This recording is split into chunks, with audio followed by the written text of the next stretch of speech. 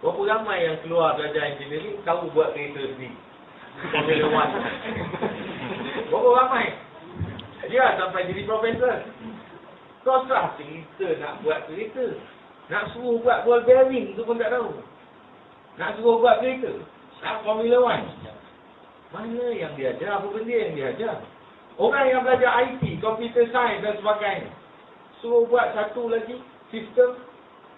Microsoft buat satu lagi. Tak boleh buat. Pasal apa? Memang dia tak ajar ini. Itu yang dipanggil re-education. Dia ajar yang lain. Ekonomi. Saya mengajar ekonomi. Bohong habis semua. Saya tulis buku tu semua bohong.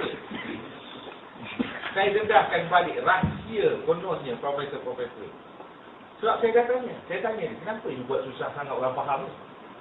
Masa saya belajar di US. Saya tanya, kenapa? Why you make this so difficult for them to understand?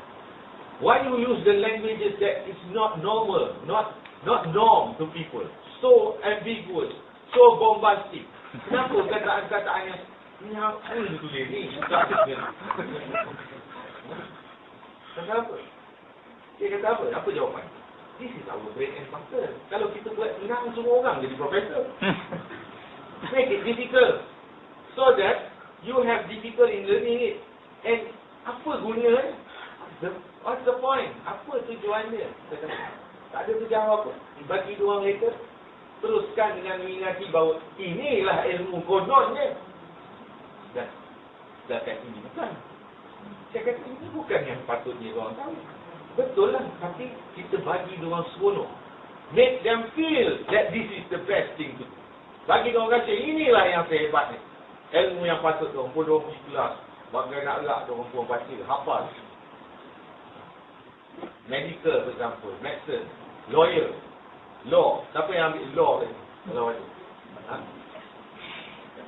Ada ke jawapan yang diberikan pada saya? Bila saya tanya, ini kepada lawyer lah, bukan pelajar. Ini lawyer yang practicing lawyer. Kenapa kita tak boleh buat tukar duit di kertas kepada emas ni? Oh, dia kata dia tak tengok ke akta tahun 1953. Ialah akta Exchange Control Act. Kan tulis itu, tak boleh pakai emas ni. Saya kata, astagfirullah. Inilah pulutnya otak diorang. Dia belajar law, seolah-olah undang yang telah dibuat tu macam Tuhan.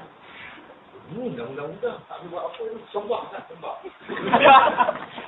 Undang-undang tu tahun 1953. Kita merdeka 57.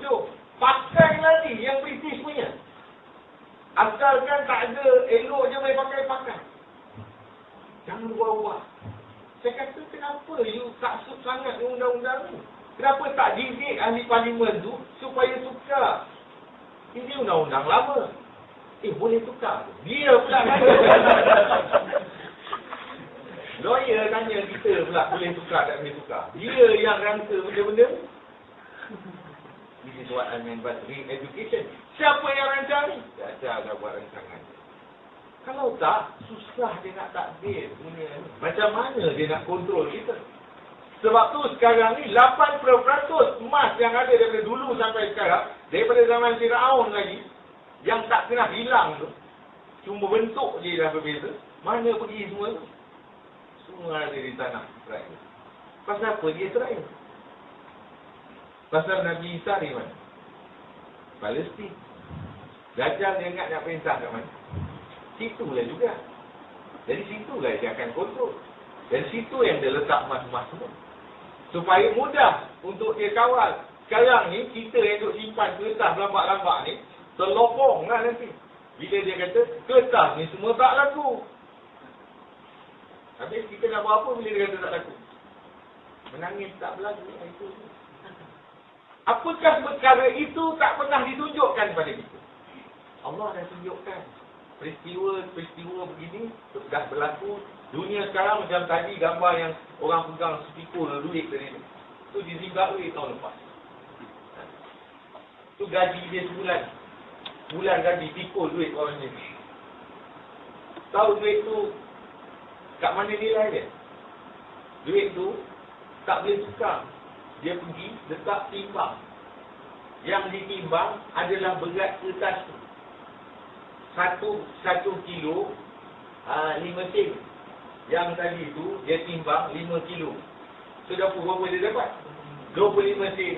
Dapat dia pergi sebuku roti besar. Duit banyak kali. Nilainya dah tak ada. Yang ada berat kertas. Timbang kertas tu laku lagi lah pasal berat dia ada. Yang kertas yang laku bukan nilai yang tertulis pada kertas tu. Kerana yang tertulis, siapa yang tulis? Kerajaan lah tulis. Tulis ikut sedap hati dia lah, berapa dia nak. Itu yang Zimbabwe, 100 bilion. Atau satu bank kertas, 100 bilion. Nak fikir 100 bilion, tak tahu macam mana 100 bilion banyak mana. Yang kita ni telah ditipu bulat-bulat dengan sistem-sistem ni, kita ikut dan kita jahil tak nampak. Ini jadi perancangan-perancangan tu oleh Yahudi Nasara ni semua. Diorang dah ada kat negara kita dah lama dah. Bukan baru, sebelum mereka lagi dah ada sini. Dan tak lama lagi dia akan keluarlah untuk beritahu, sekarang ni dia punya undang-undang. Kita kalau tak bersedia, habis. Dan sistem yang sekarang ni, yang akhirnya tadi tu, yang orang tadi tu, dia kira. Keluar bank ni, baru keluar bank. Pakcik tu tadi kan. Keluar duit, cukup. Baru keluar duit tu kira, cukup tak cukup. Pasal apa? Duit tak pernah yang cukup. Macam mana nak cukup? Asyik duk cetak je. Caranya cetak sahaja. Mana ada orang ekonomi sistem ni? Tak ada. Dia akan kata ini tak betul pasal itu sistem yang dia sokong.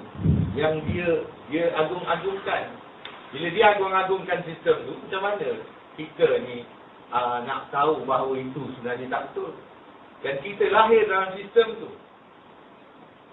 Seperti seekor ikan. Ikan di Sungai Kelang. Pernah tengok Sungai Kelang? Sungai yang kat Kuala Lumpur, Masjid Kamil tu. Tak pernah tengok Sungai tu. Sungai yang warna coklat tu. Ikan itu. Saya dibesarkan di Kuala Lumpur. Saya tahu, setiap kali banjir je, ikan akan keluar dari sungai. Ikan tu, punya dulu ikan berdukang ni orang boleh makan. Sekarang ni ikan tak boleh makan. Pasal keraskan batu. Kulit dia. Pasal apa kulit dia dikeras? Sebab untuk dia hidup dalam air yang kotor dan toksik, badan dia kena berubah, evolve. Dan keras ikan ni. Baru dia boleh selamat hidup dalam air. Dan kalau kita tanyalah ikan tu, konon lagi kita ni zaman Nabi Sulaiman, boleh cakap, tanya ikan-ikan, kau hidup dalam air yang kotor, tahu tak? Dia mana ada, kau ni gila ke? Inilah air yang paling bersih. Betul tak dia akan cakap ini air paling bersih? Sebab dia hidup dalam tu kan. Dia lahir pun dalam situ. Sama lah kita sekarang. Saya kata, ini tuan-tuan, bukan duit.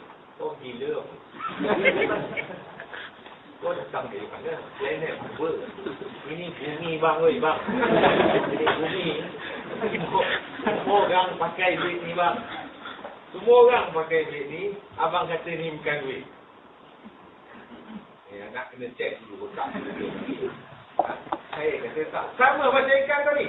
Tengok apa dah jadi dengan manusia. Kerana sistem yang kotor dia tak sedar tadi. Kehidupan dia jadi macam ikan tadi dah. Keras macam batu.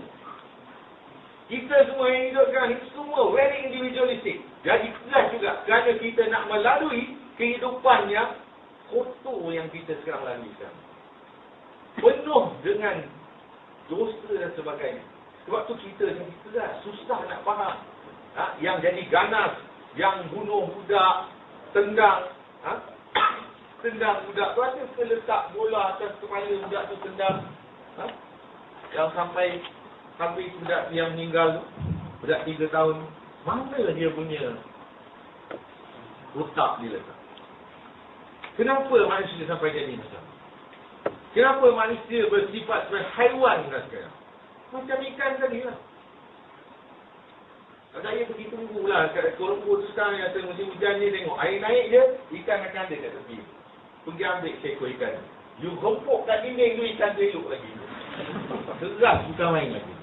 Mengalahkan kepala ikan apa? Ikan teli. Dia punya keras. Dia punya sisik tu jadi keras. Sama je saya tengok